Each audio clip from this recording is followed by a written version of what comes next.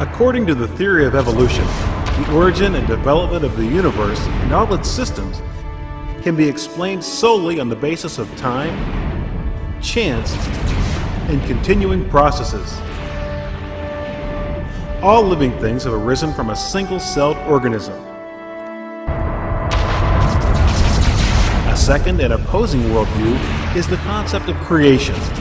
According to the theory of creation, everything in the universe has come into being through the design, purpose, and deliberate acts of a supernatural creator. That means this creator created the universe, the earth, and all life on earth, including all types of plants and animals, as well as humans.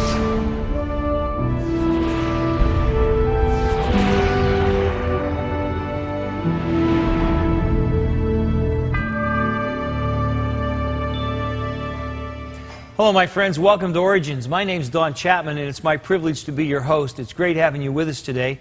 Origins is a forum where we take the evidence of science and we use it to validate the truth of creation. And we do that by interviewing guests, and today we're going to be not only interviewing a great guest, we're going to be looking at some incredible footage from a DVD called Evolution, the Grand Experiment. And we're going to be talking today about birds and dinosaurs. Before I introduce the guest, though, I want to introduce the DVD.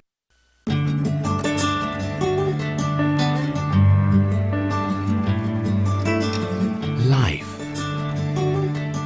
It is wonderfully beautiful and amazingly complex. But where did life come from? How did we get here? Was the world created by God? Or is life simply a byproduct of a natural process? Be a part of the grand experiment.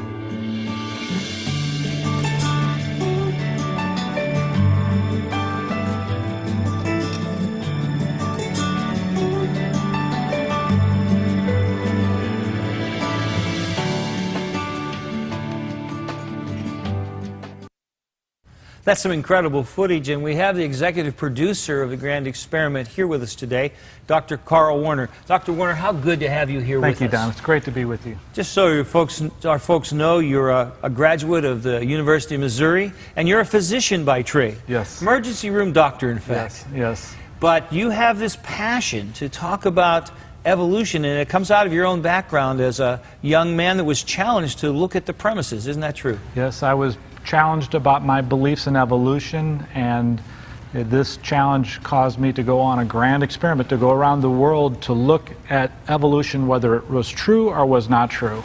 Now, we've been talking about the DVD because that's where we're showing the clips from, but I just want our folks to know that there's an incredible book that goes with it. The photography and so forth in this book is absolutely done at the highest possible quality level. And then there's also a teacher's manual. And parents, if you're homeschooling or if you have a Christian school, there are just so many places that this could be used, and it's tremendous. And then, of course, there's the DVD. Real quick, give us the website where you would go to get that. That's thegrandexperiment.com, thegrandexperiment.com. Grandexperiment.com. Now, 12 years to film this, 100,000 miles, 60,000 digital pictures, and 300 rolls of video film. What have you been doing in your spare time?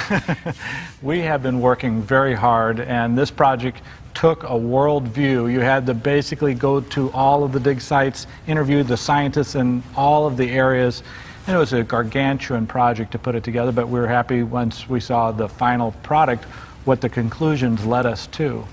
Now, today the part of the DVD that we're going to focus on has to do with dinosaurs and birds. Now, when creationists think of dinosaurs and birds, we think of dinosaurs, we think of birds. But when an evolutionist thinks of dinosaurs and birds, it's dinosaurs evolving into birds. Yes. And, you know, that's a difficult thing to explain. The more you know about biology, how that could possibly occur. How could a T-Rex evolve into a hummingbird, something of that concept? It's hard to believe. Now, many people out there in the audience probably incorrectly believe that a dinosaur could make itself change, want to change, and want to learn how to fly. But those ideas that an animal could volitionally change or could adapt to the environment and then pass those changes to the next generation do not work. The only way a dinosaur could become a bird in the theory of evolution is by a series of accidents in the DNA in the reproductive cells. And those accidents would have to be a string of letters, thousands of letters long, that formed by accident.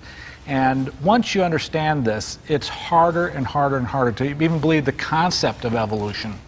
Adaptation would have been a lot easier to believe in before we had DNA, wouldn't it? Before we understood DNA. Yeah, Darwin was ignorant of DNA. He didn't know how animals changed, and he had these guesses that they could volitionally change. Right. But once we figured out DNA, and once we realized that DNA's code was fixed, once you're born, it's fixed, you can't change it, the theory of evolution ran into huge problems.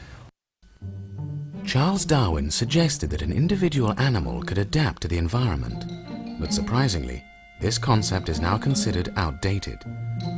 For example, a lizard could not grow fur simply because of a sudden cooling of the climate. Even if a skin cell could grow a hair, there's no way for the skin cell to pass this information to the reproductive cells. The reproductive cells, such as the eggs, cannot get signals from the outside environment or signals from the body cells. Because of these difficulties, some biologists have suggested eliminating the concept of direct adaptation altogether. Unfortunately, some naturalists and even university professors still speak in terms of these disproved and outdated mechanisms. The outside environment is changing, therefore the organism has to adjust to those changes if he wants to survive. And even your DNA is getting signals, your DNA in your egg is getting signals from the outside. And those signals are being translated through stress in your body. This statement is biologically impossible. There is no way to signal the DNA in the reproductive cells as this scientist suggests. Sometimes when one group of scientists disproves a concept, other scientists continue to promote these false ideas for decades, if not centuries. Another scientific theory born around the time of Aristotle was the law of use and disuse, also called the law of acquired characteristics. Scientists thought that animals could change themselves through effort, and these changes would be passed on to the next generation. Darwin used this law to explain evolution. He believed a species could improve itself through effort, that if an animal exercised and developed large muscles, its offspring would ultimately be born with larger muscles. This idea is not true. Even if you exercised your body every day and developed enormous muscles, your child would not be born brawny.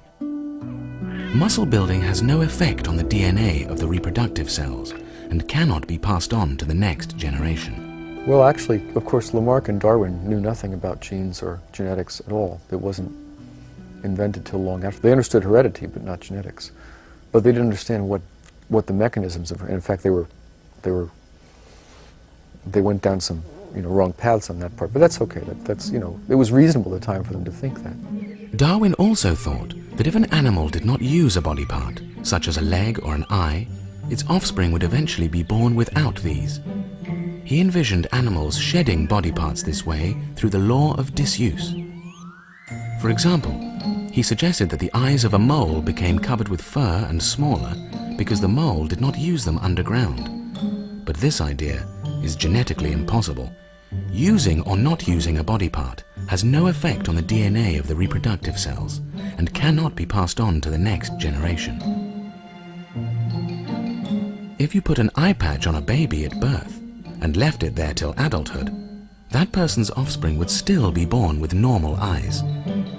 Disuse of a body part has no effect on the next generation. In the late 19th century, a scientist with a vivid imagination and a butcher knife put the law of disuse to rest and caused an enormous difficulty for Darwin's theory. A man by the name of August Weismann devised a simple experiment in which he kept cutting off the tails of mice, and he did this for 20-odd generations, and the mice still had tails. With this simple experiment, the law of disuse was invalidated. Scientists continued to explore the law of use and later realized that this concept was also genetically impossible. Any change to body cells has no effect on the DNA in the reproductive cells and therefore cannot be passed on to the next generation. The impact of that experiment and of other skeptical biologists essentially left an explanation for evolution sort of up in the air. And biologists were, although many of them felt that there were changes among organisms, they still felt that there was no adequate explanation to explain these changes. Unfortunately, much of the public believes the law of use and disuse is a valid idea, partly because scientists occasionally describe the mechanism for evolution in these terms. You know, Don, Darwin got these false ideas about use and disuse from Lamarck, a scientist a century earlier, and he just went with it, and he wrote these ideas in The Origin of Species, but now we look at him and it's like, how foolish that a mole not using his eye would make his eye go away. It just doesn't work. But we still hear on your tape scientists, modern scientists today, respected professors saying that somehow the DNA is affected by the stress of wanting to change. Not true. But it simply has no scientific credibility. And you read newspaper articles, science magazines, even textbooks, they still go with this incorrect idea of how this evolution could occur. Well, now, modern scientists believe that dinosaurs evolved into birds, and many say that this is one of the best fossil proofs that we have for the theory of evolution. What say you about that? Just imagine if dinosaurs didn't evolve into birds, just for the sake of discussion, and you were trying to prove that they did. You would have a dinosaur, and then you'd have a bird. How could you make an intermediate? One way you could do that would be to starting to alter the fossils. You could take the dinosaur and start adding feathers to a dinosaur and putting it up in the museums, which they did, or you could take a bird and try to make it look like a dinosaur and put scales onto a bird, which they did. And I'd like to show you this segment in the show because that's what's going on in the museums right now. Birds are a diverse group of vertebrates. Most are able to defy gravity and fly. Some are able to swim underwater, while others are incapable of flying or swimming. Evolution scientists believe birds evolved from dinosaurs. They refer to the oldest known fossil bird, Archaeopteryx, as a missing link because of its unique mix of both bird and dinosaur-like features. Archaeopteryx is a classical example of a connecting links between two high systematic categories, namely the classes of birds and reptiles. Its skeleton is still dinosaur-like, whereas it had already fully developed feathers as the extant birds, and obviously it was capable of powered flight. The existence of such connecting links, that means intermediate stages between large groups of organisms, is a conclusion of Darwin's theory of evolution. And the discovery of the first specimens of Archaeopteryx met the expectations of the Darwinians and had an enormous impact on the scientific community. Opponents of evolution believe Archaeopteryx was simply a bird. Many museum models portray Archaeopteryx with a scaly dinosaur-like head. Dr. Peter Wellnhofer, one of the world's experts on the evolution of birds, believes these museum models are wrong because scales were not found on the fossils. He contends that Archaeopteryx had a feathered head. So we can reconstruct a model of Archaeopteryx based on the dimensions of the skeleton and based on the extent of the wing, of the feathers, of the wing and tail. We don't have a record of the body covering of the head, for example. So reconstructions are, in most or in large parts, are hypothetical and speculative. What is not known is the covering of the head, whether it was scaly. It doesn't mean that the lack of feather imprints means that there were no feathers.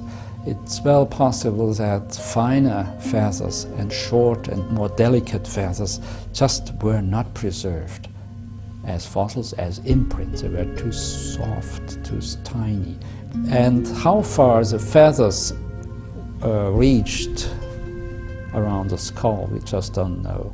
Whether it was scaly like a lizard, we don't know, but I personally, I'm very suspicious that that was true. But as I said, this is all speculation. The good professor talks a lot there about speculation. And we're putting scales where there maybe would have been feathers on the head of the bird. And now we're going to put feathers on the dinosaur to make the connection, and there isn't any proof for that either, right? Oh, there's evidence, but it's shaky evidence. It's so shaky you just want to shake a stick at it. Do you remember the movie Jurassic Park? Yes, sir. That's one of my favorite movies. The kids are being chased around the stainless steel kitchen, and those two dinosaurs, where the one breathes and fogs a window, that was a velociraptor dinosaur. Now, that's how I always thought of velociraptor, as being a scaly dinosaur.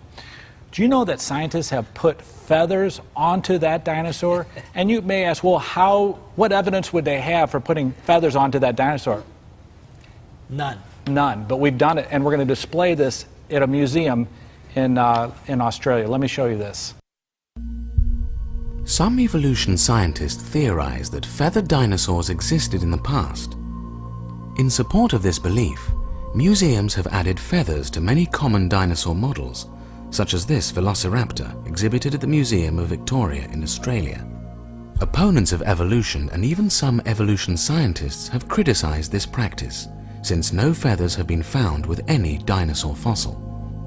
In an open letter to the National Geographic Society, Dr. Sturs Olsen, a Smithsonian Institute evolution scientist, has referred to the practice of adding feathers to dinosaurs as propaganda, hype, wishful thinking, melodramatic, nonsense, spurious, fantasia, and a hoax.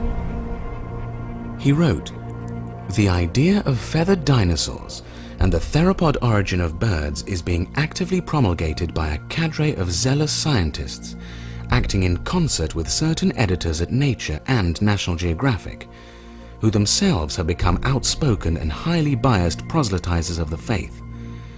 Truth and careful scientific weighing of evidence have been among the first casualties in their program, which is now fast becoming one of the grander scientific hoaxes of our age." Grand hoax of our age. So we're putting scales on birds, we're putting feathers on dinosaurs, but with virtually no evidence. Is that right? No evidence in both those cases. And actually, it gets worse than this. You could say, how could it get worse than what you just described? Making up evidence, putting feathers on dinosaurs. And I would like to show you a story here. This is a scientist attaching a dinosaur tail to a bird's body and passing it off as a single fossil and making a flying dinosaur. This was reported in National Geographic, and they said this is one of the best evidences we have for bird evolution, birds evolving from dinosaurs, the flying dinosaur. You got to see this one.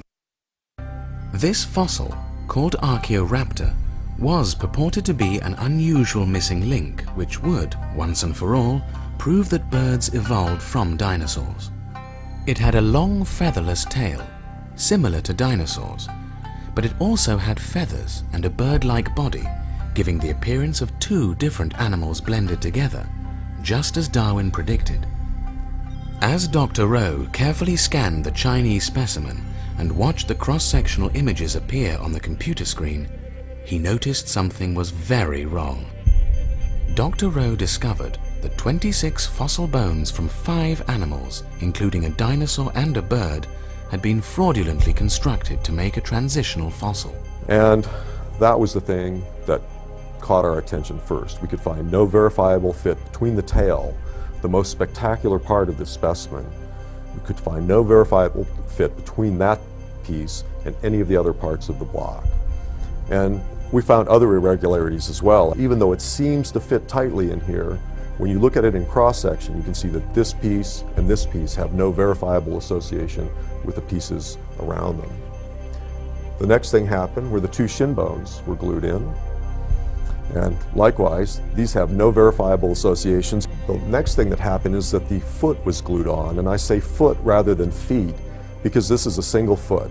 This is a slab and counter slab that were split and separated and glued in place to make it look as though there were right and left feet there. It's a clever use of materials. You know, if you're limited, you take a single foot and turn it into two, you know, very, very creative. This schematic diagram shows how many different fossils and rocks were used to create Archaeoraptor. Each color represents a different type of rock and a different type of animal. Dr. Rowe reported his startling discoveries to the National Geographic scientist. Yet soon afterwards, the unexpected happened. National Geographic held a press conference announcing the discovery of Archaeoraptor, failing to disclose the fossil as a fraud. And we provided the data and our interpretation to the representatives of Geographic, and the scientist in charge, as he walked out of the building, his last comment to me was, well, all of these Chinese things have been fiddled with. But he understood that there were profound questions surrounding this, and we'd been brought in as consultants simply to scan the specimen, and which we did. We presented our interpretation, original copies of the data to all parties, and it was a total shock when the news conference came that they were announcing that this was a valid specimen. 3 months after the original CAT scan was performed, National Geographic published its story about the discovery of Archaeoraptor. The article claimed that Archaeoraptor was a flying dinosaur, a missing link, and the best evidence that birds evolved from dinosaurs, but failed to reveal the serious discrepancies found by Dr. Rowe. Dr. Werner, I'm having a hard time here. First of all, I'm having a hard time that scientists would deliberately seek to deceive people by making their own fossils where they're literally taking a tail of a dinosaur and putting it on the body of a bird.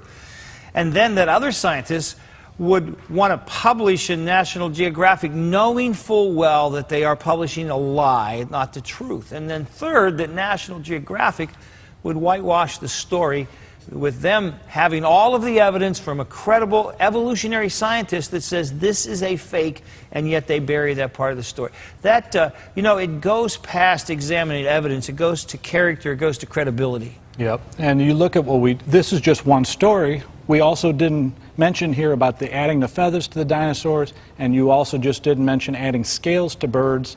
And I have some bad news here. The next video that comes out and the video after this is only salvo 1. This is a recurrent problem through the theory of evolution, and it makes me shudder what I have to share with you in the next video. I'm really excited for your next video to come out, and I hope you'll promise to come back and be on Origins and talk to us about it. I just, you know, I love to have discussions with people that don't agree with me as long as we're all looking for the truth. Yes. But when I have people who aren't looking for the truth but are only trying to sustain a theory that's no longer sustainable, it's a very disappointing thing. And I just hope that our viewers, as they think about this, that the deception, the deliberate deception being used will put a little a skepticism into their hearts to maybe look at the evidence, the things that they're swallowing whole, and start to chew a little and think about it, and maybe give creation a second view. That happened to me. I believed in evolution. People started giving me credible information that disproved the theory, and once I started looking at it, the whole thing fell apart. It was like a house of cards. Yes. Well, you're a trophy and a testimony, and we hope that your story and your incredible work will urge other scientists and other folks just interested in these things to go back and look a second time. Seek the truth. You know, wherever the truth leads us, that's where we ought to be. You know, if evolution was true, I wouldn't want to believe a fairy tale called creation. No. But when this is the level of to which people will go to perpetuate a theory, if they had viable evidence, they wouldn't be presenting this kind of stuff. No. And I always say, look at the fossils, folk. Don't look at the charts, look at the fossils. Many well-accepted scientific theories concerning a multitude of subjects have been disproved.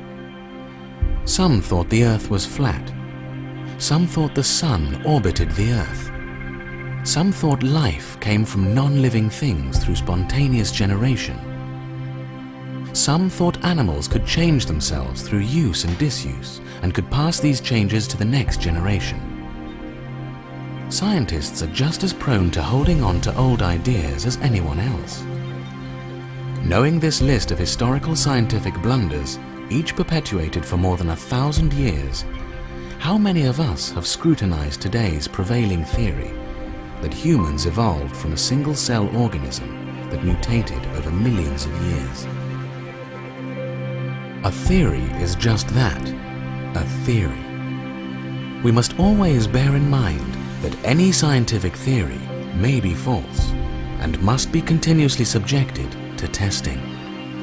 All of Darwin's proposed mechanisms for evolution have proved to be insufficient. Even the new theory, evolution by chance mutations, has its detractors. Darwin predicted his theory of evolution would eventually be proven in the fossil record. More than 200 million fossils have been recovered. Did his prediction come true? Or does the lack of transitional forms between animal groups in the face of an enormous fossil record give you cause to question? Thousands of fossil seals and sea lions have been found, but no ancestors. 1,000 bats have been discovered, but there are no ancestors. Despite recovering fossils from 100,000 dinosaurs, there are no intermediate forms of these species. Do you agree with modern evolution scientists that evolution is the most reliable scientific theory that best explains the fossils and life itself? What is the truth about evolution? What do you think?